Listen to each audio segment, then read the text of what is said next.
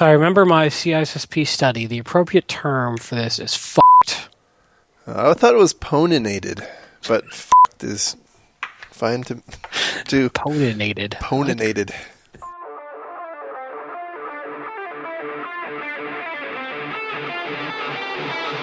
The vendors are trying to find the problem space as the problem they can solve. Well, aren't you just f***ing special? I'm Yeah, going to light this candle. yeah. Let's do it. All right, here we go. Today is Monday, December 8th, 2014. This is episode 96 of the Defensive Security Podcast. My name is Jerry Bell, and joining me tonight, as always, is Mr. Andrew Callett. Good evening, Mr. Bell. How are you, sir? I am awesome. I am far better than anybody who works at Sony. Well, lately, not a lot of people actually getting work done at Sony Pictures. Well, that's true. So I guess maybe they are. Well, but then their identity is being stolen, so that's... And they're being threatened. And they're being threatened. And their families are being threatened. So yes, this is our Sony poninated extravaganza. It's true. And just to be anal, let's be clear, it's Sony Pictures. Sony Pictures Entertainment. Yes. SPE. Because Sony's a big, massive conglomerate. Mm-hmm. So just for the sake of the record. You're right. That's good clarification. That's what I'm here for. So, this is going to depart a little bit from our normal format because I'm not intending to go through article by article. I do have a number of stories in the show notes that I've been referencing, but my thought here is I want to walk through what we know and some of the details based on a number of different reports, and we can talk a little bit about what we do and what we don't know, maybe what we can learn from this, which ultimately is why we have this podcast going. So, kind of right out of the gate, one thing I wanted to point out is that obviously Sony's been the Sony Pictures Entertainment has been beleaguered by hackers, and I use that term loosely. But I think there's some nuance that gets lost in the picture that's presented, and we know, for instance, that they've had a lot of data stolen, and that keeps popping up on the internet. And we also know that they had a pretty significant malware problem that wiped apparently all of their workstations. And one thing I want to point out is there's no apparent linkage between the two. I mean, obviously, it's probably likely that they were carried out by the same actor, but the malware that everybody's talking about apparently is not related to the theft of data. Correct. So yeah. we don't actually have any information about how the data was stolen. So that's something that I just want to get out right up front. So kind of stepping through it. Back on November 24th, this whole deal started when somebody posted a post on Reddit. And it was a picture of what's now become the very infamous splash screen with the skeleton and the links to the zip files. And lots of discussion ensued, and people downloaded those zip files, and I believe most of them contained basically lists of file names. And there was an assertion that the person who posted it got that picture from a friend who said that their computers, apparently everybody's computer at Sony Pictures, was not functioning, and they were all sent home or working with pencils and paper. And so I'm talking right now from a story that Risk Based Security posted, and they claim to have contacted the group who has taken credit for this, called GOP. And GOP has stated that, and by the way, GOP stands for Guardians of Peace, for anybody who cares. They stated that they stole over a dozen terabytes of Now, we'd data. also heard 100 terabyte in the past. So again, Right. first reports are often bad. That's right. That's right. So fast forward a couple of days. On November 26th, three unreleased movies belonging to Sony Pictures were seeded to torrent trackers. And I don't think it was known at the time, but some further introspection showed that those were actually being seeded from some Sony PlayStation related Amazon Web Services or EC2 instances, which is Nice. totally awesome. All right, so December 1st, GOP posted another about roughly 25 gigabytes of data, and again, this was definitely seeded from AWS, and this, I would say, probably contains some of the most damning or damaging, I should say, information, and contained about 50,000 social security numbers, 15,000 of which belong to Sony employees. There were 3,000 records at what I believe were Sony employees, and this was everything about them. This was their salary information, some banking information, their health plan electives, payroll information, just you name it, anything, any telemetry that a company might have about an employee. Apparently, 3,000 employees had all of that swept up in this. So not so awesome. And by the way, I think that is actually what spurred a lot of the discussion we saw last week about some of the comparisons between some male higher-ups and some female higher-ups in an equivalent position where the male and the female had a pretty significant pay differential. So there's been lots of hoopla about that. And this is, I believe, where we also found out that allegedly, not confirmed, right, that the Sony Information Security Department consists of 3 analysts who report to 3 managers, who report to 3 directors, who report to 1 executive director. Which is, again, that is what's out there. There has to be more to that story. That piece. I agree. Yeah. I agree. Let's just put a big asterisk next to that one. Of even if that's the case, that there's got to be more to that story to put it in context. I agree, and that's one of the really damaging things about this is that this data is being released without context, and so you don't necessarily know what the story is. So it may very well be reasonable. There may be other people in the organization who have that, some kind of infosec type of job role, and they just don't report directly. You don't know. That's one of the issues we have with looking at other people's dirty laundry that's been thrown out into the street. It's true, and we'll talk about that later. Yes. So moving on December 3rd, another just over a gigabyte of data was posted, and this one contained a bunch of credentials and lots of FTP passwords, whatnot. It also contained an inventory of their PCs, Linux and Windows servers. Hey, they had some good inventory management. Good for them. That's right. Well, what is not clear is whether that data was compiled by the attackers or by Sony. That I haven't actually heard. So, well, we know the attackers did some good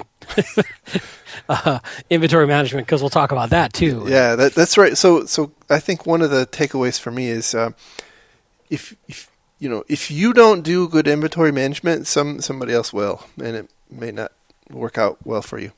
So anyway, moving on, December 4th. This is the day that the FBI released their flash alert, and which I do want to talk about that a little bit too. Yeah, we'll absolutely. Get done with the summary because we'll circle back on that. Sure. So there was also some debate because people had a chance to go back and look at the passwords or the credentials that were released the day before. And there were a lot. This was the day of the Twitter headlines about all of the password files being stored in the password directory.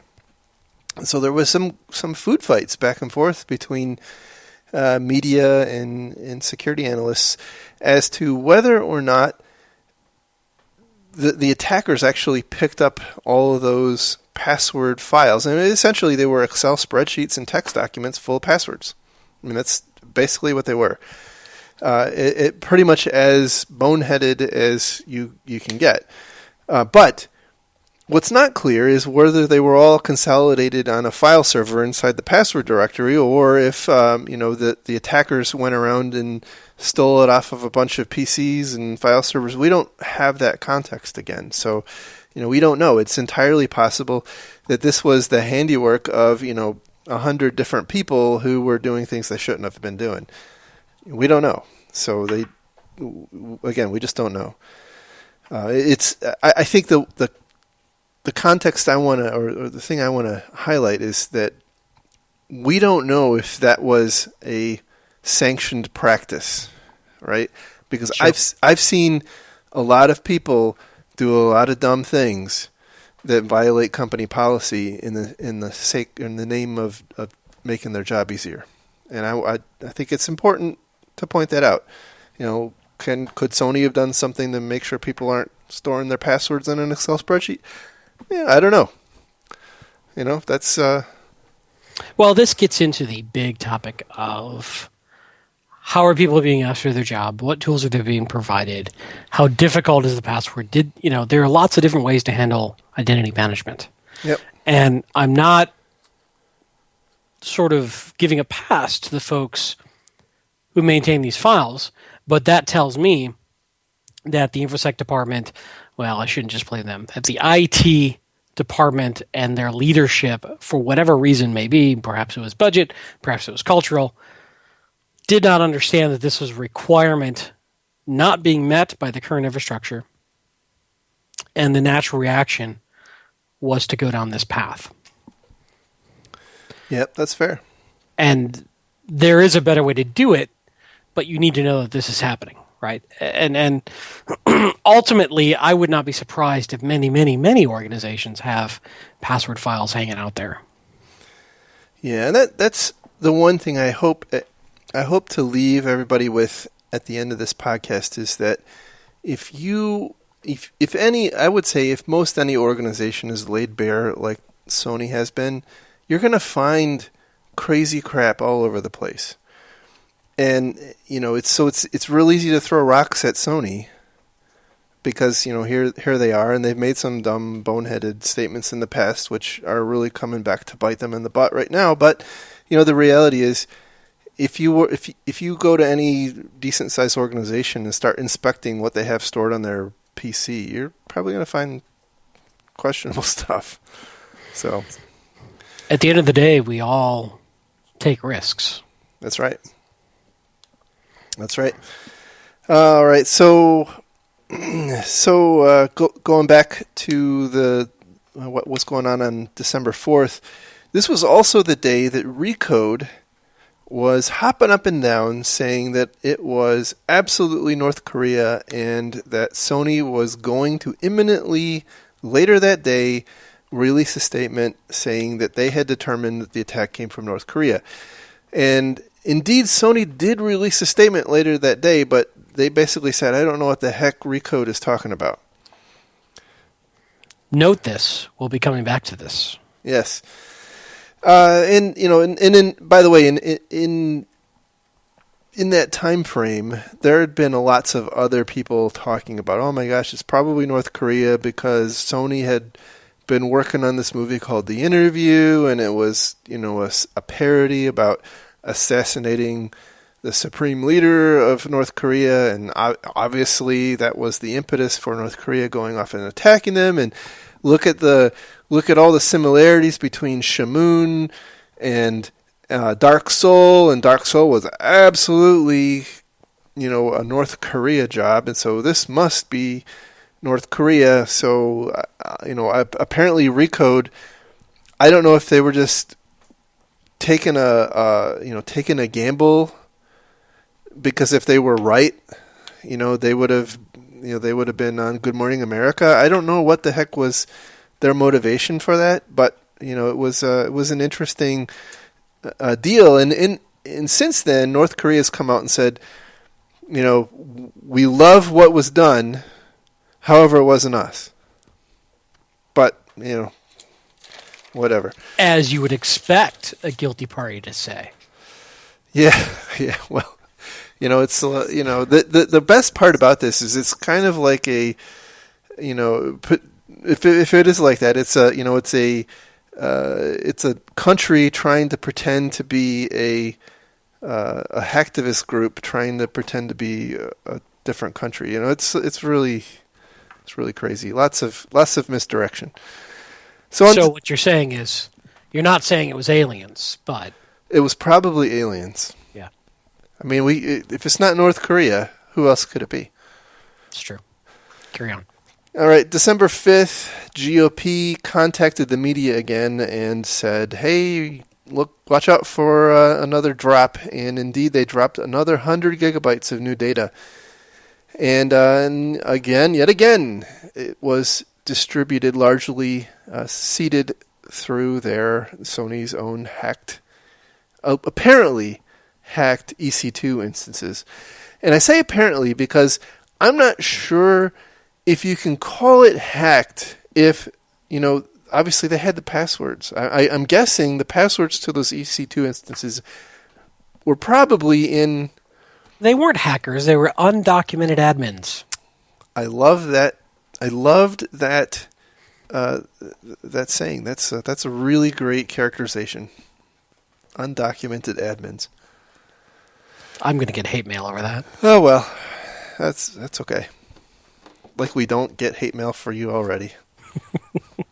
Hey, at least they're listening. That's why we know. That's true. That's true. All right. So yeah.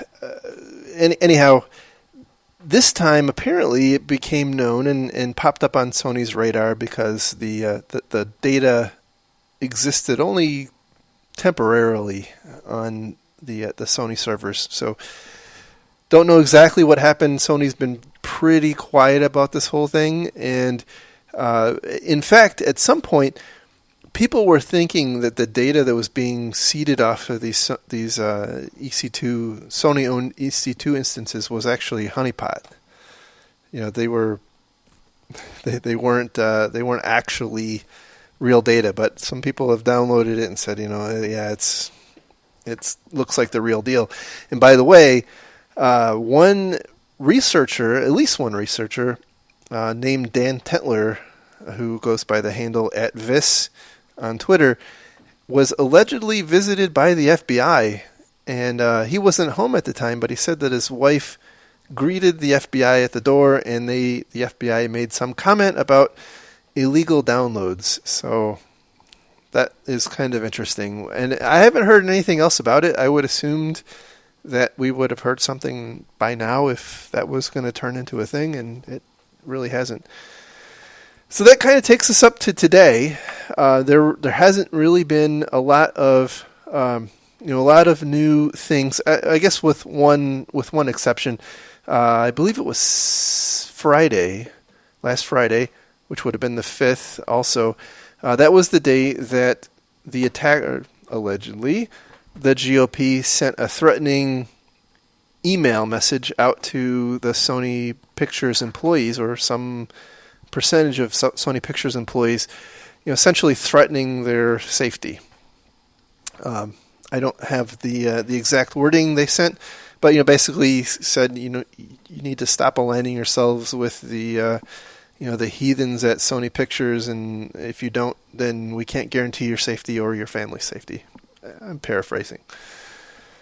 So, not a lot of extra updates over the weekend since then, but there has been quite a lot of discussion about the malware that was distributed and attacked the PCs. And I think it was Kaspersky calls it Distrover, which I guess you got to come up with some kind of name that's unique. But is there a logo? I don't think there's a logo. Wow. I mean, talk about fail, right? We'll get on that. All right, carry on. Yeah, there's no logo. And for the record, to circle back, because I just looked it up, the email that was sent to Sony employees is really broken English. I apologize. Quote, please sign your name to reject the false of the company at the email address below if you don't want to suffer damage. If you don't, not only you, but your family will be in danger. End quote. There you go. That is hard-hitting threats right there. Well, and what's interesting, and just to kind of circle back on this, is the original sort of screen grab that broke all this also indicated some sort of threat or blackmail.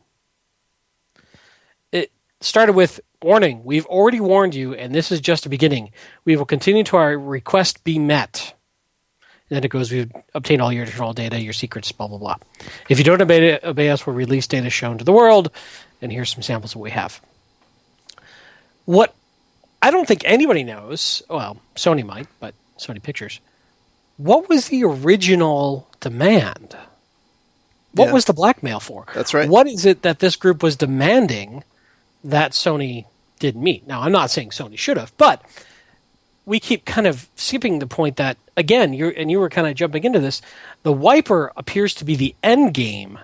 There was a lot that happened before this. Yeah, that's a good point. It's kind of hard to figure out how to cut into this, this circle here, because you're absolutely right. The malware itself, and I'll talk a little bit about some of the details of the malware, was allegedly compiled just a couple of days, 2 days before the attack, and I am a pretty significant critic of using compile times as anything, because they're pretty easy to fake. But let's just take it at face value. I think it's probably reasonable that they didn't need very long to propagate malware to lots of PCs to perpetrate this particular aspect of the attack. However, if it is indeed true that they have stolen dozens and dozens of terabytes of data, that didn't happen in 2 days. No. And my assumption on this is that they've been inactive in Sony Pictures Network for a very long time. Right. And have done extensive recon. And when they went to pull the trigger on this wiper, they knew exactly what they were doing. In fact, there's plenty of folks who have looked at the malware that they were able to get their hands on and have also indicated that this was very, very targeted, very specific, with full knowledge of the internal infrastructure at Sony Pictures. Absolutely, including usernames and passwords. So to me, that tells me that what we're seeing is the final act. And my assumption, with some educated guesses here, is that clearly there was some sort of initial breach. They went lateral and owned everything in the organization for a long period of time, exfiltrated a ton of data, and were happily able to push out this wiper. Yeah.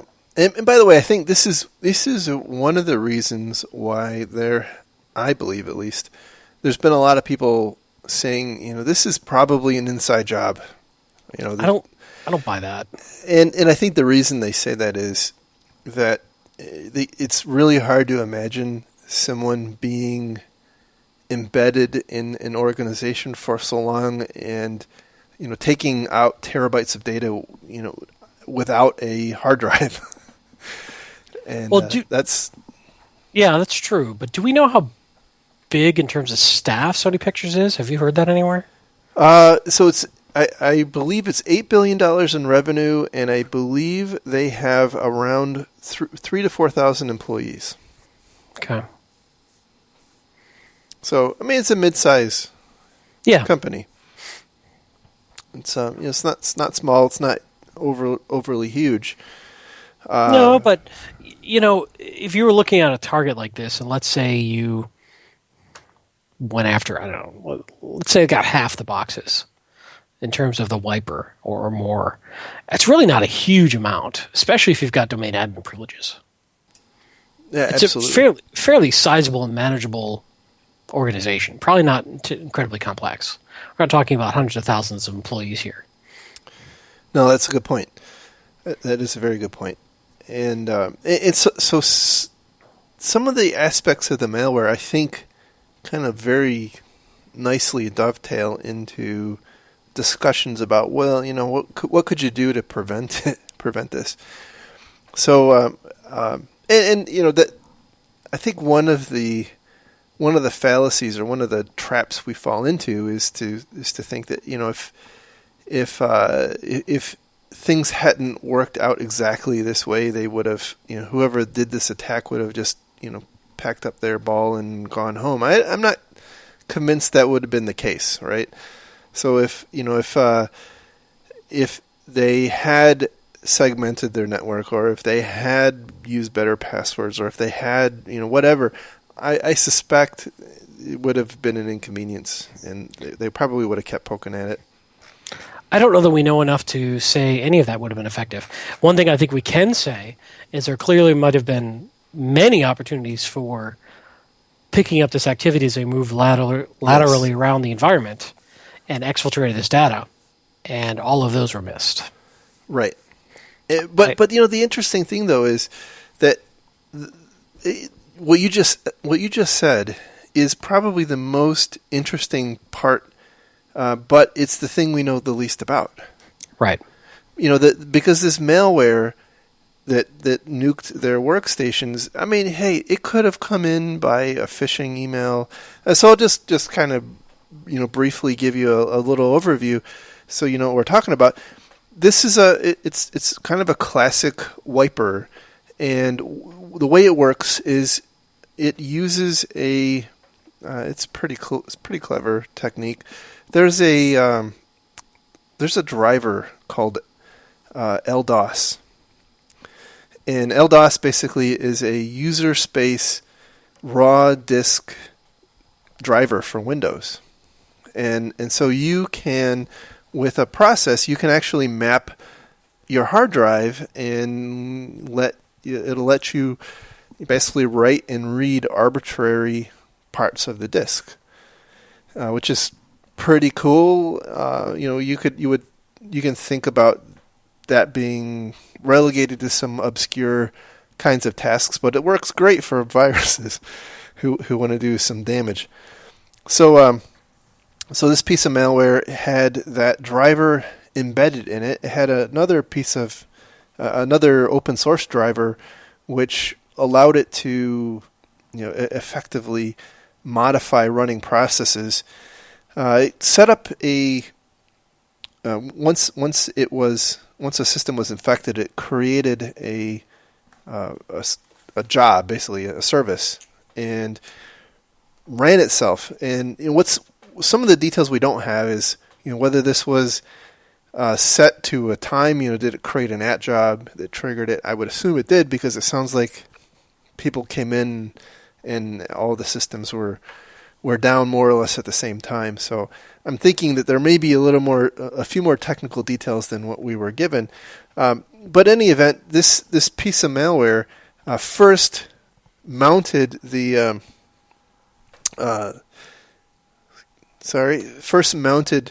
hard drive, the local hard drive, actually all of the physical hard drives, and overwrote the master boot record. Then it went through each logical drive that's attached to the system, so including map network drives, and it looked for any file that was not a DLL or any exe, and it overwrote the contents of that file. So if your Word docs, your Excel files, any really targeting data, did that, and then once it was done with that, it went through and recursively deleted anything that was not an exe or a DLL. So that's not too awesome. So then it starts up a web browser. I'm sorry, not a web browser, a web server, which has the sole purpose of serving up the splash page. It opens a web browser and leaves you with with the awesome splash page with the now iconic skeleton and the menacing message. And then 2 hours later, it reboots and the system is toast.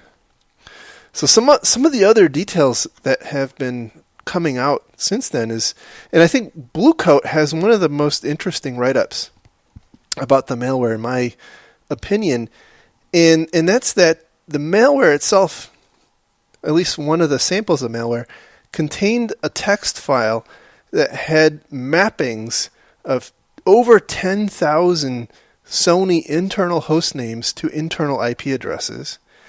And they also found that one of the pieces of malware had it was essentially a worm that propagated via SMB shares.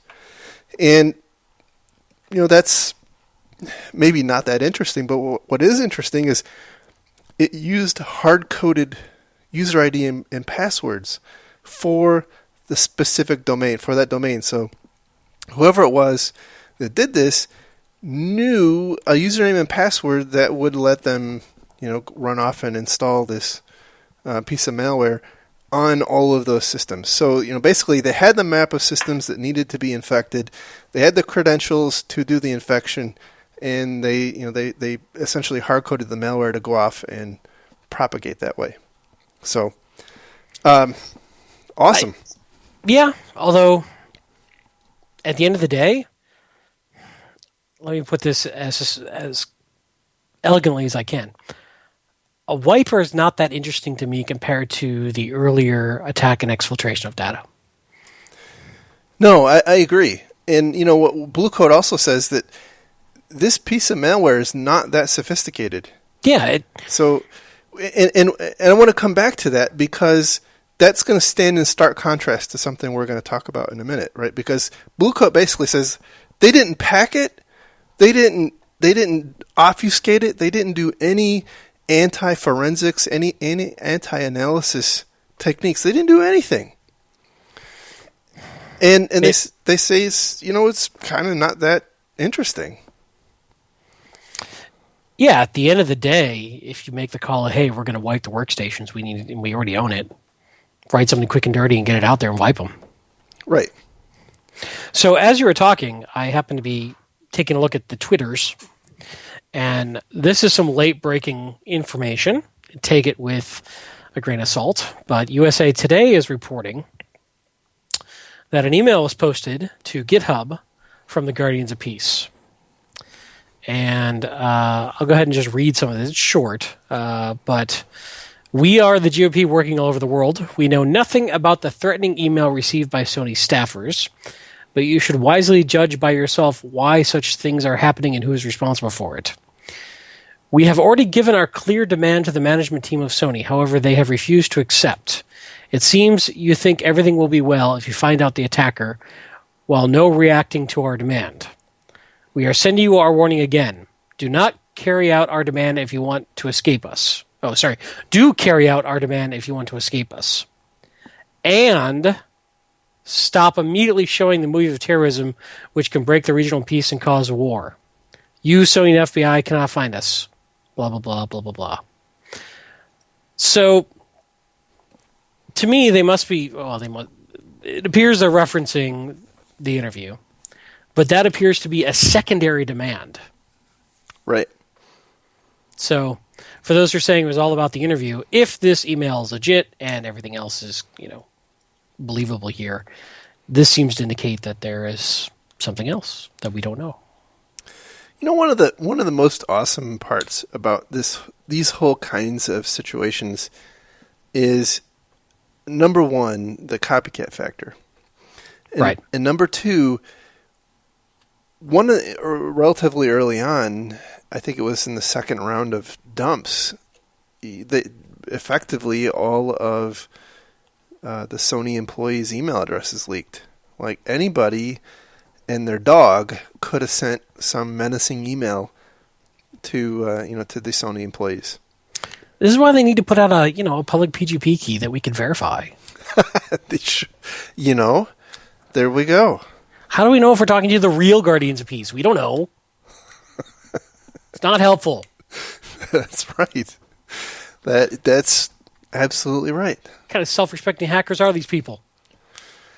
So that's an interesting development. I don't think it really it changes that much. You know what is interesting though is why don't they just lay bare what their damn demand is? I would agree. It would make this portion of the show go a lot quicker. Absolutely.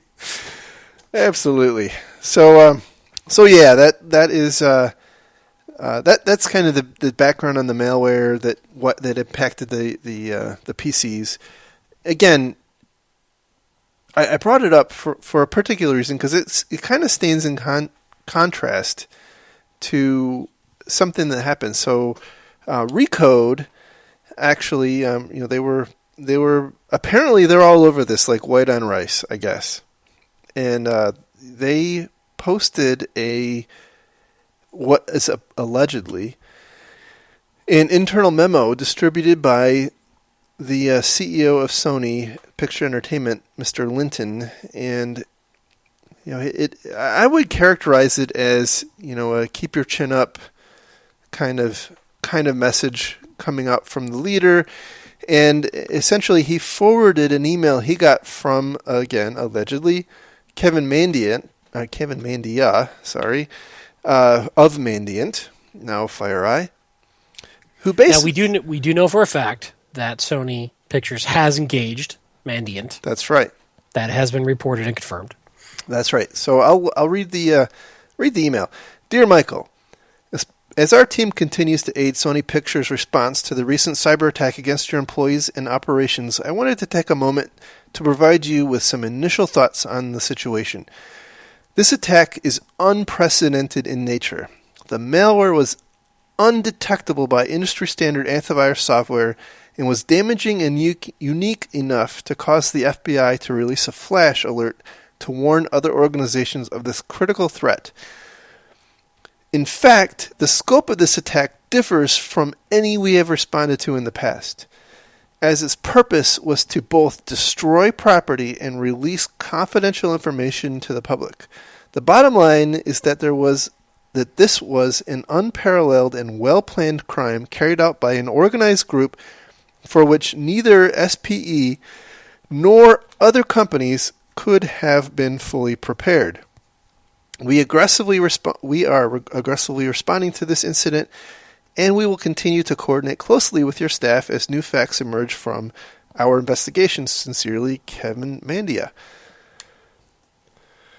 All right, so that kind of alludes to the fact that this was some super sophisticated attack, and yet at least the malware that we know about isn't all that sophisticated. Some other people have pointed out that, in the email that I just read, Kevin says that this is unlike any that he's ever investigated before.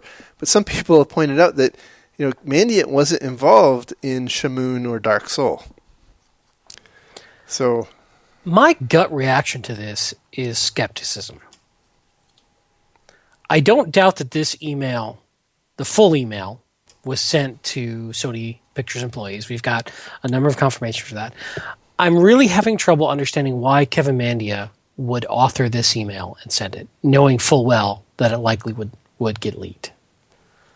It doesn't seem to make a lot of sense to me. We're very early in the investigation. I don't know. Some people have pointed out, and I don't necessarily agree with this, but I'm going to repeat it anyway.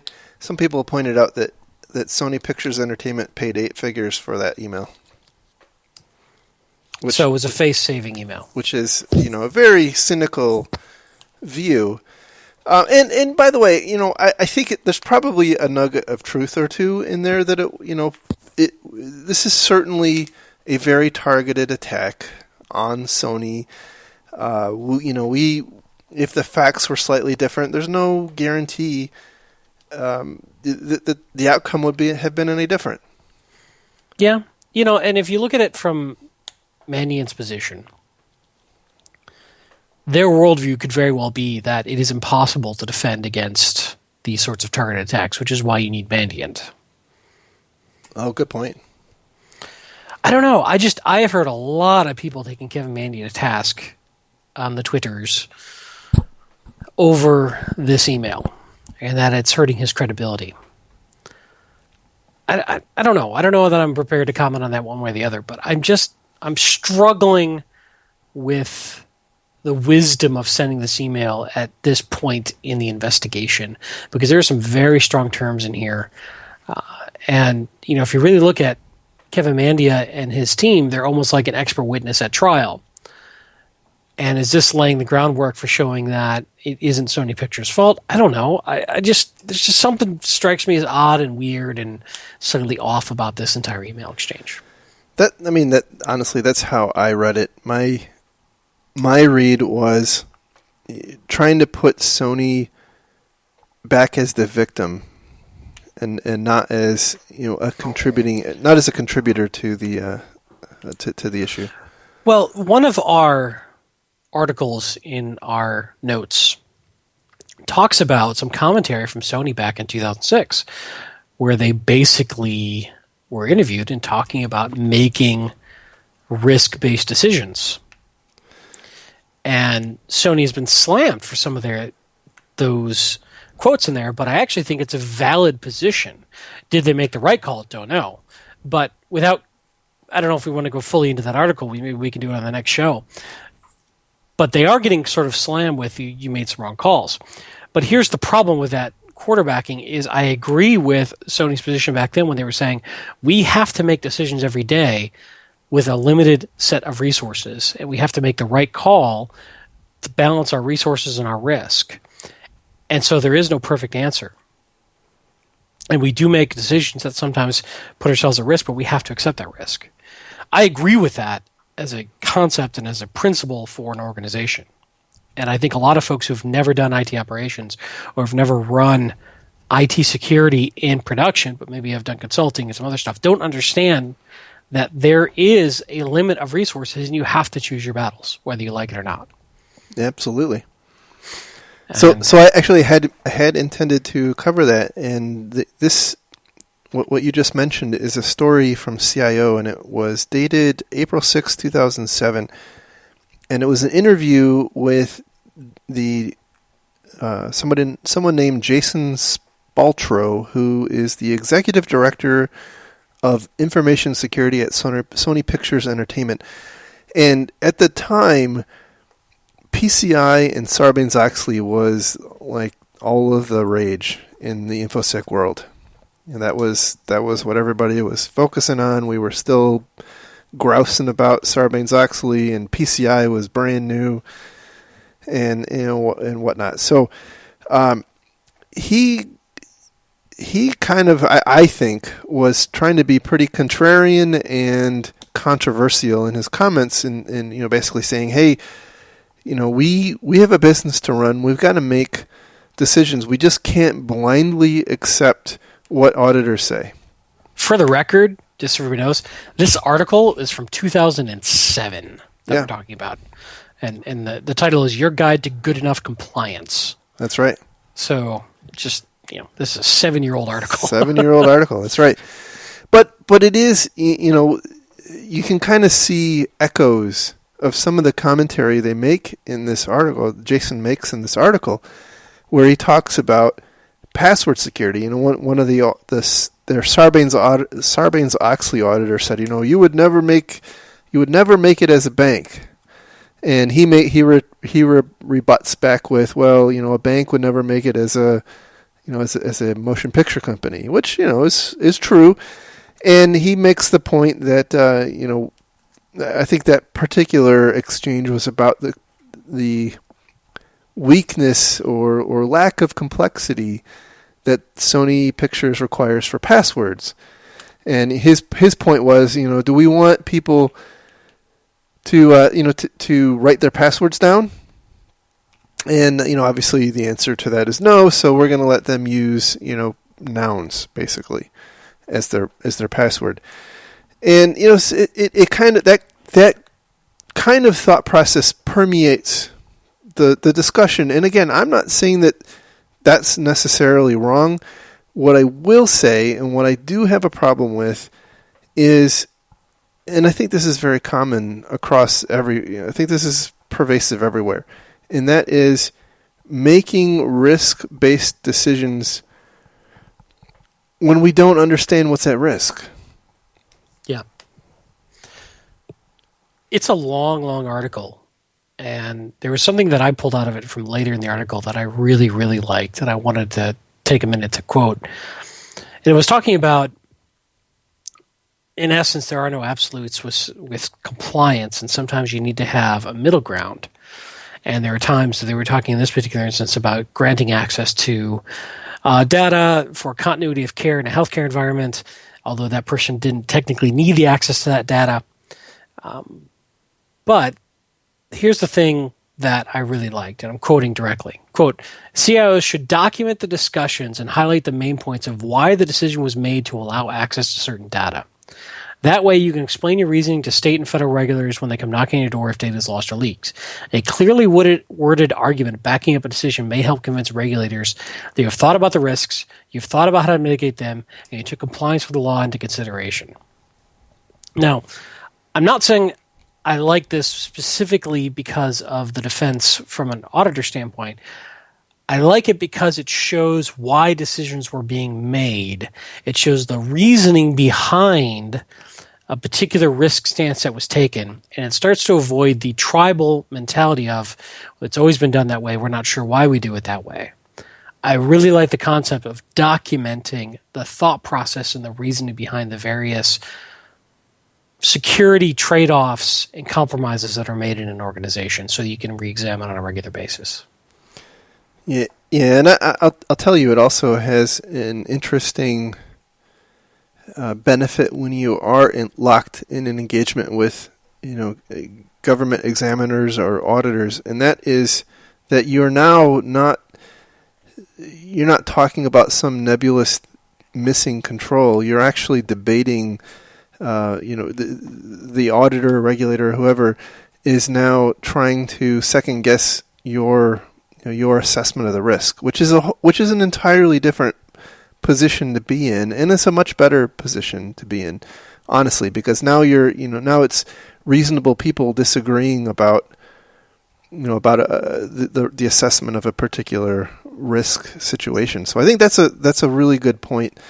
But it really troubles me, and I see this a lot. Having worked in a lot of breach kinds of especially complicated breach kinds of situations, I'll tell you that one of the fundamental things that underpins most of them is accepting risk, but not actually understanding what they were accepting. Right, so and in particular, not understanding what they're accepting in the bigger picture, and so it's very easy to kind of incrementally think about risks. We want to do X, and over somewhere else in the business we want to do Y.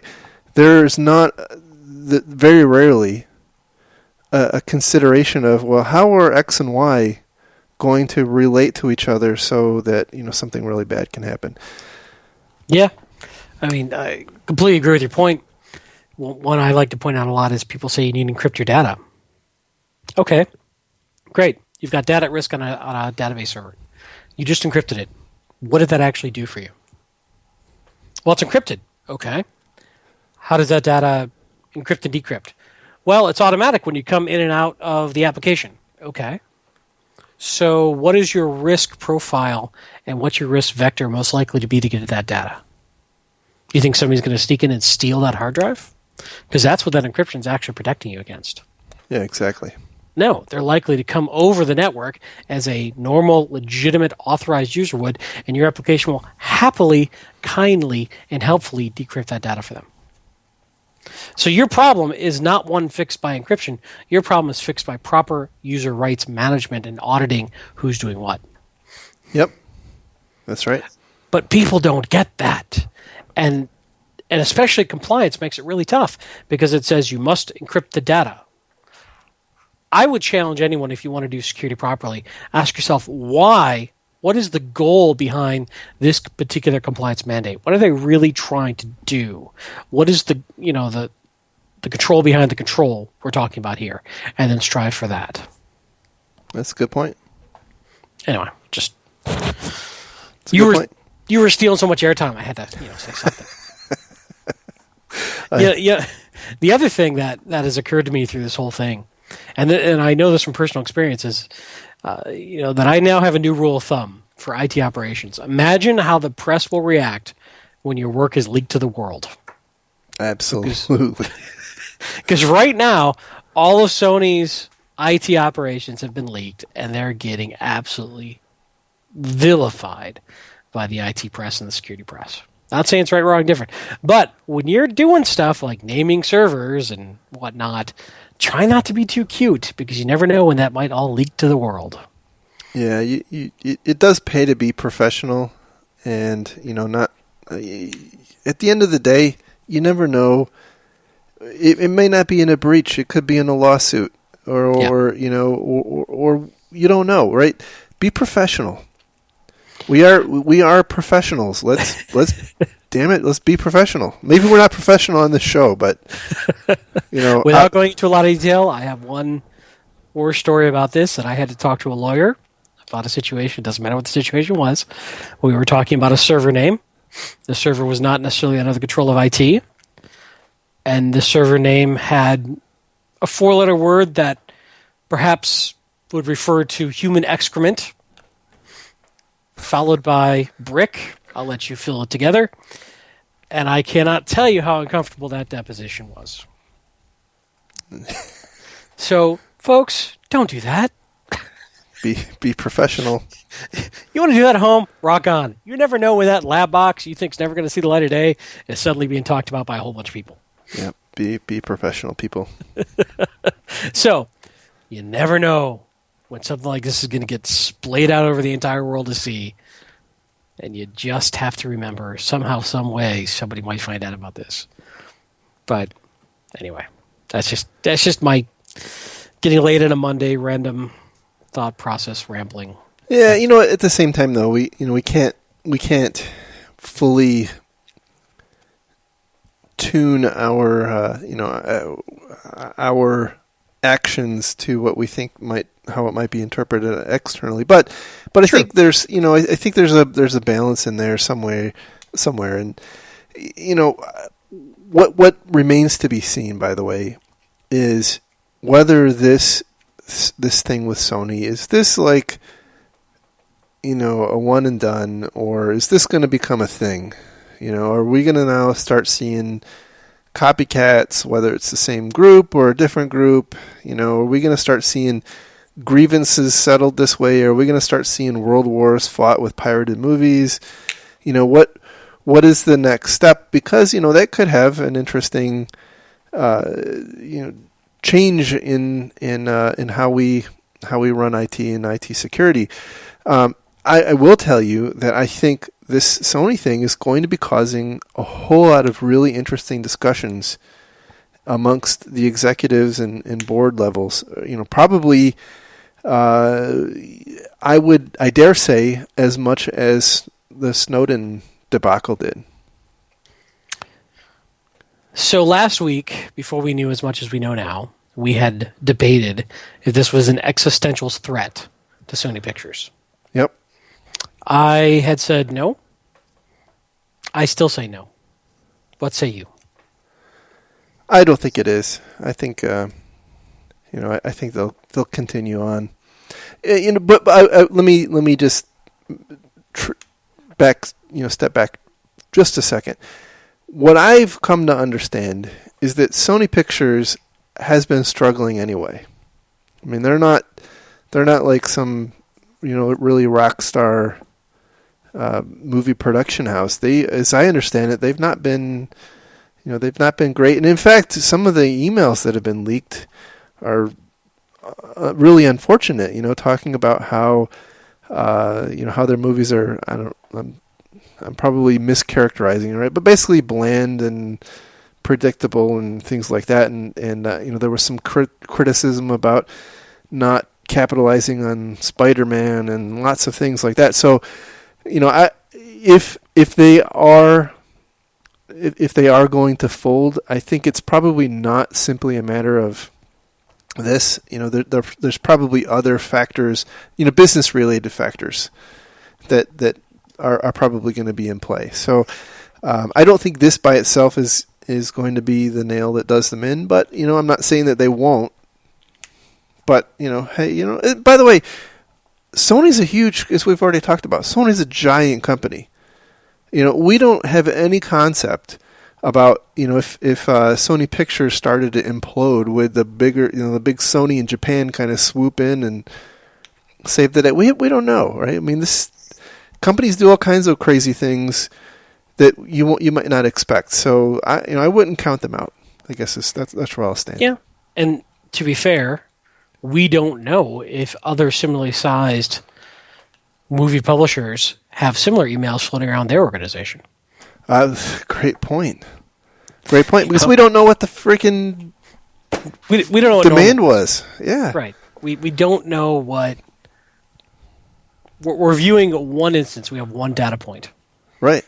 And once you see how the dog food is made, it can be ugly. I've seen that working at so many different organizations that once you get on the inside, you're like, wow. It can be ugly. So what do you think about how do you protect against this? I mean, given what we know, right? We don't. Yeah. Given what we know, we know so little. The only thing I can go back to is something we were talking about earlier, which was the exfiltration and the lateral movement. There had to have been opportunities to catch that with proper monitoring tools, anomaly detection tools. I don't know enough about their network to say precisely, but data access, monitoring, log monitoring. Clearly, these guys left footprints. They wiped most of them, probably, but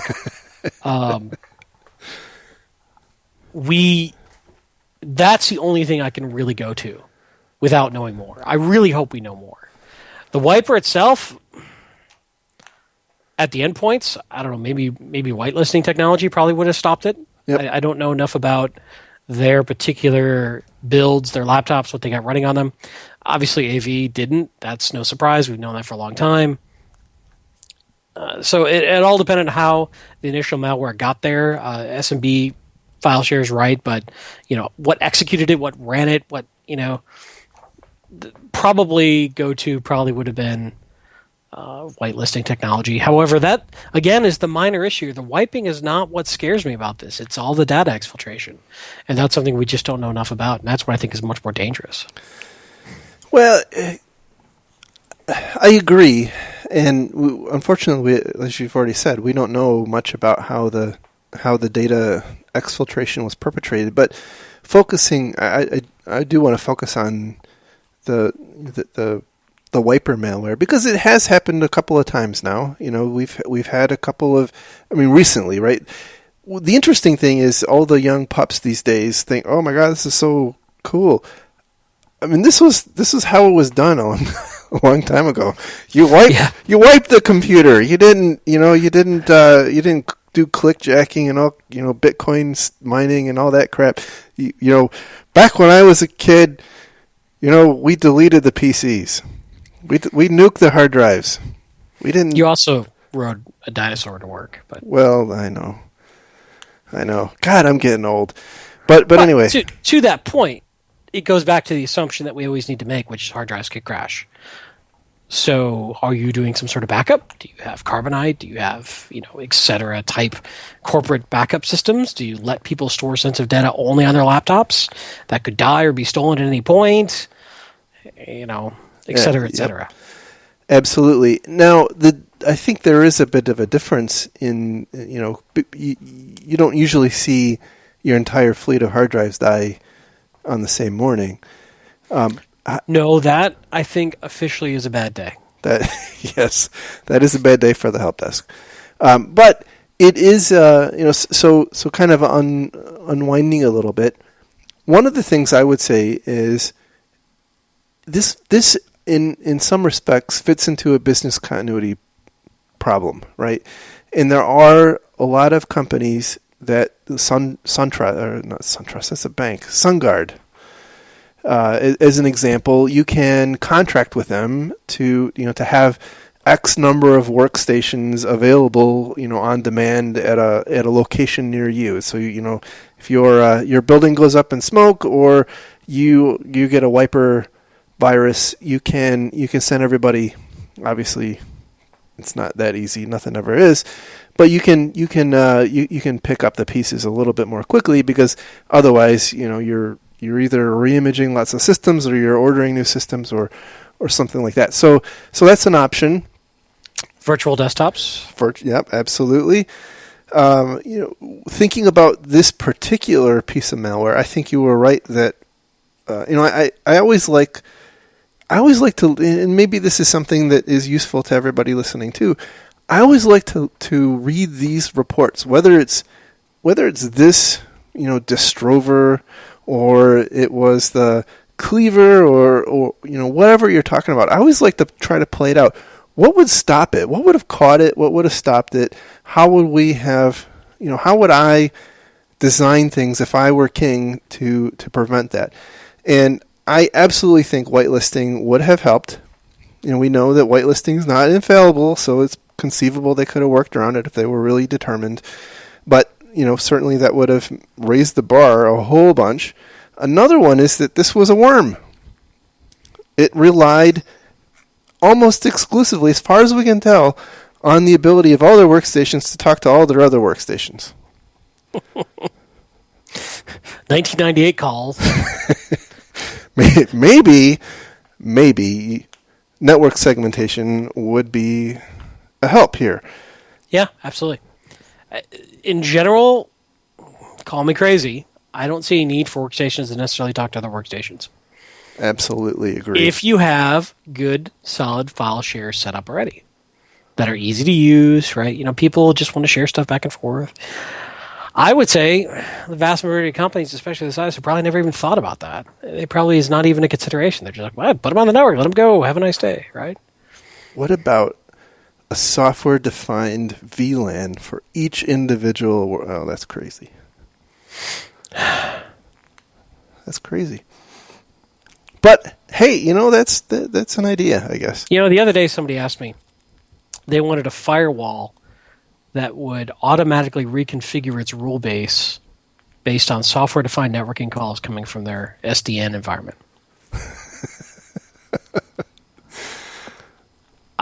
No. That's all I could say.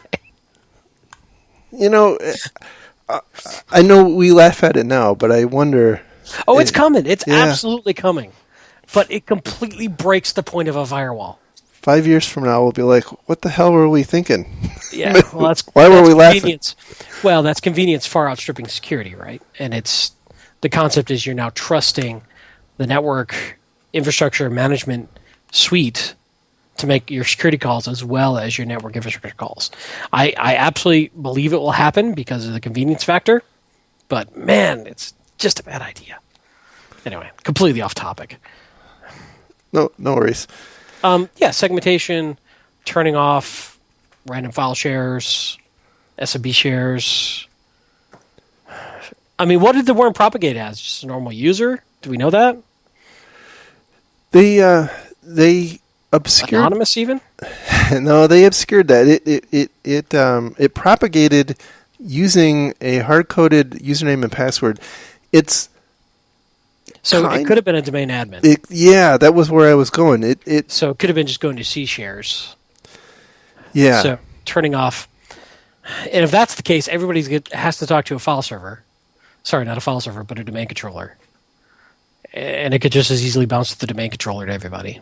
Domain controllers, if you're segmented. Right. I don't know, man. We need more info. We don't have it. We have to pretend. Well, I think you have to go back to securing the endpoint better.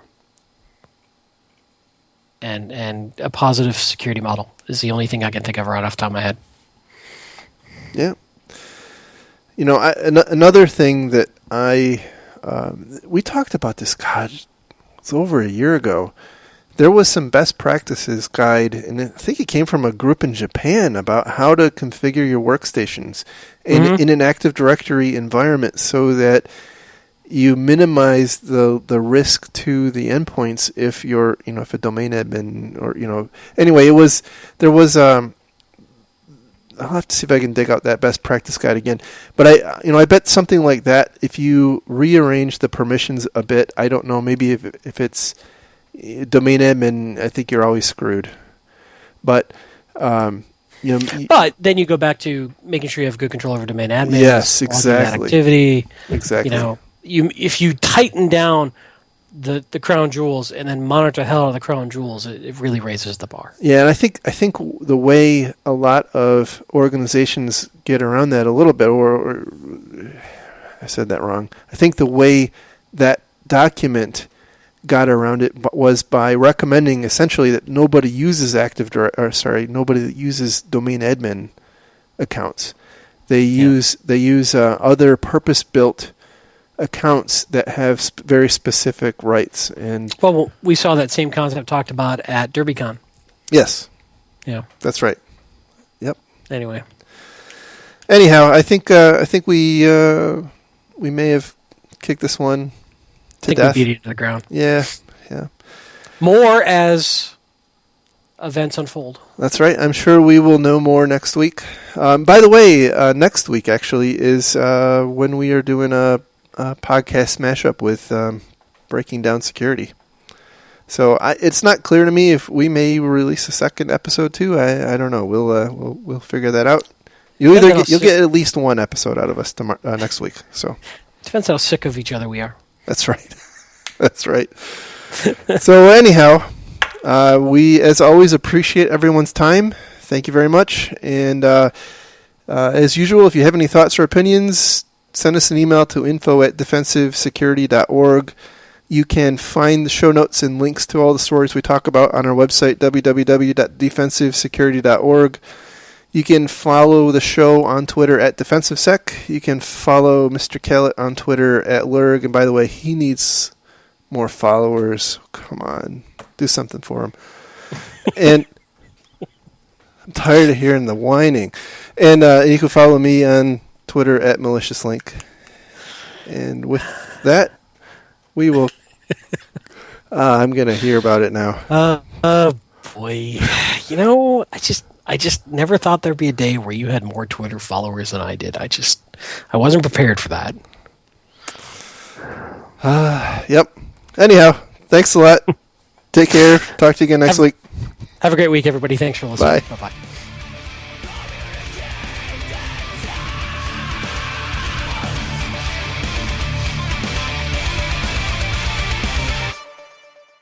Why do you hate me? Why? Why? Well, let me count the ways. And I had lawyers asking me about the box name Shitbrick. I'm like, oh, this is comfortable. So we lied? I think lying is such a strong word. We expanded the bounds of the truth. I'll be back for your payroll.